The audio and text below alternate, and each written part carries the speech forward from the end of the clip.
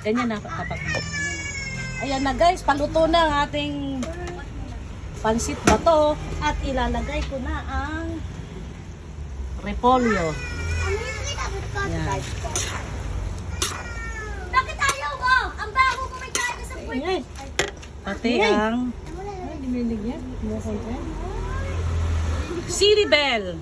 Naglagay ako ng silibel guys para pang bango at additional sa lasa. Ganyan lang. Yan. Okay.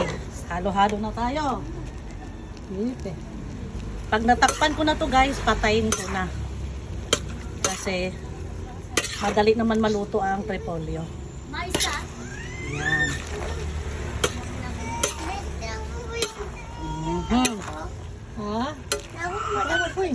Takas na yan.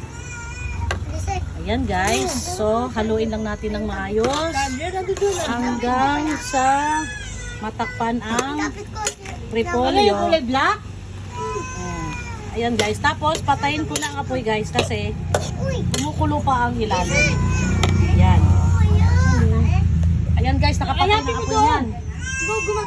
So, habang nakapatay ang apoy, dahil mainit ng ating kalan, wala tayong gagawin kundi halo-halo lang. Halo. Ayan. Halo. Diba guys? Napaka-tsempo ng aking tubig. Tamang-tama lang yung luto ng pansit bato. Tamang-tama lang din yung pagka lambot ng kanyang hindi tuyo, hindi rin mabasa. Ayan. Ayan. Hayaan ko muna to guys, tapos maya-maya ko na lang to haluin para maluto pa ang repolyo. Ayan, tinatakpan ko yung repolyo para maluto. Nakapatay na yung apoy nito guys. Ayan ang ating pansit bato. Thank you for watching!